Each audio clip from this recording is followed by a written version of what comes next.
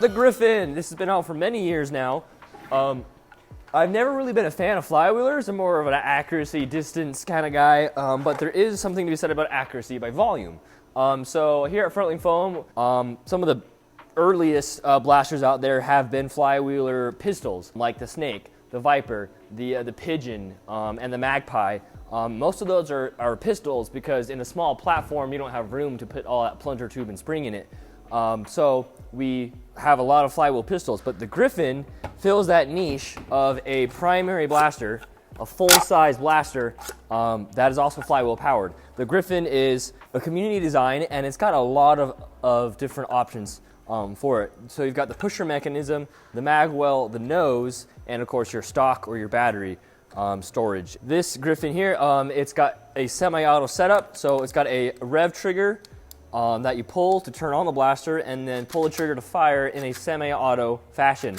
It actually has some gears in it which activate the pusher, so it's a 3-to-1 ratio is what they call it.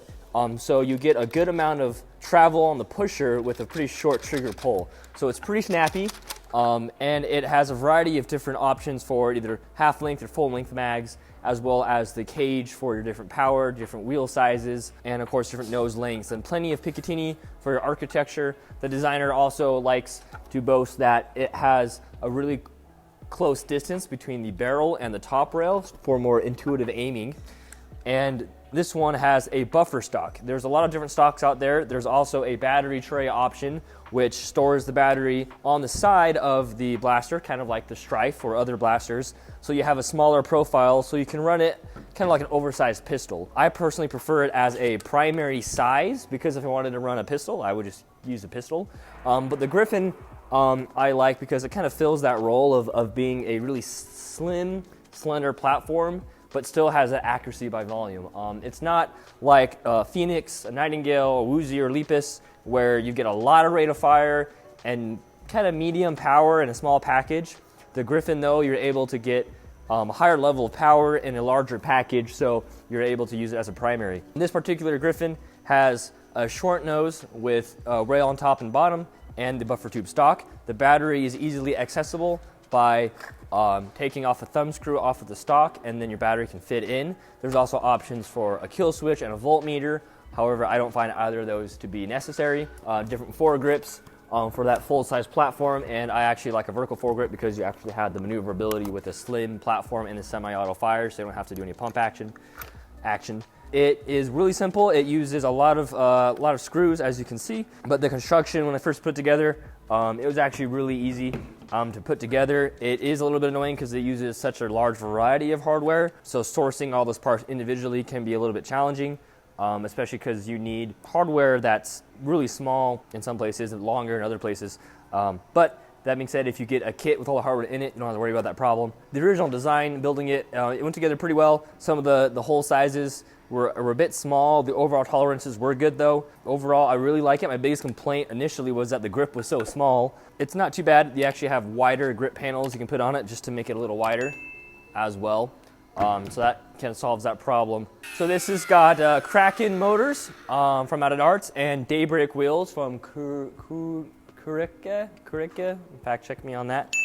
But that's kind of the basic setup to get you about 150, 160 FPS, which is our local limit here. And that's a good power range for kind of a medium range primary blaster. But you can put, of course, different wheels, different motors, so you can get anywhere from Nightingale power all the way up to close to 200 FPS, depending on what wheel setup you have. You can get single stage, dual stage, brushless options. And so we're looking at releasing a variety of options as we go down, starting with the basic model here.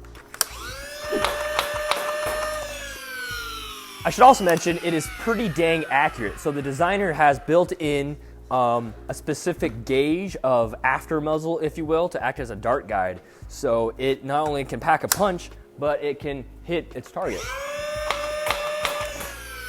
And so compared to a lot of other flywheelers that are used as secondaries or sidearms, that's a lot more accurate. And so it's a good primary as far as flywheel, semi-auto, suppressive fire, accuracy, bounce, all those things across the board, where it's not just a dart hose like a Lepus, it's not just high accuracy, low rate of fire like a pump action Springer, but it's kind of the best of both worlds, if that's your play style. And it's light, It's nimble. Yeah, so most of those hit about 150 to 160.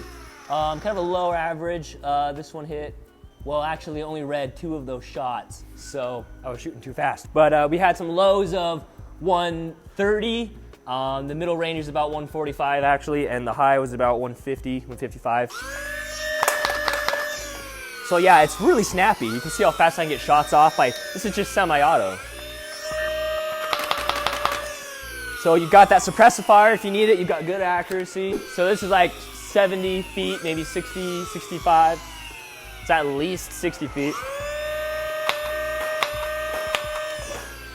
Similar grouping to, you know, a default Caliburn kind of thing. So you've already got spring power accuracy, flywheel rate of fire, and a really lightweight platform. It's got an extended mag release so you can hit with your finger, so it's competitive. So that's nice. It does come in full-length magwell and angled magwell. And the whole thing is bolted together with cage on a magwell onto pusher mechanism, and then stock onto that. So it's really easy to swap things out if that's what you're into. We've got the trigger pull, we got the rev trigger. Normally I don't like a single stage trigger. I like, you know, like the Woozy or the Phoenix or the Nightingale with the single stage trigger, but this works well enough for the size package. It's like even skinnier than like a Nightingale. So that's nice. This is my go-to mid-range flywheeler right here. I wasn't sold on the Gryphon until now. I'm still not sold on it because I haven't tried all the wheel options, but for a medium-range, close-range indoor platform, this is probably hands down the best middle ground you can get. But I mean, if I'm running around indoors, spraying a Leapus at people is fun, or having a Nightingale is small, this is a nice middle ground. So this is a carbine nose. It's got a longer nose, so if you wanted like a more surface area for your front, and technically the longer nose does reduce your power, but it does increase your accuracy. So that's a nice option for those who like even more of a rifle feel. This can be a bit small. You have less room to put your hand, but tell us what you think of the Gryphon, or if there's anything else that you'd like to see us stock. We've got a lot of projects in the works.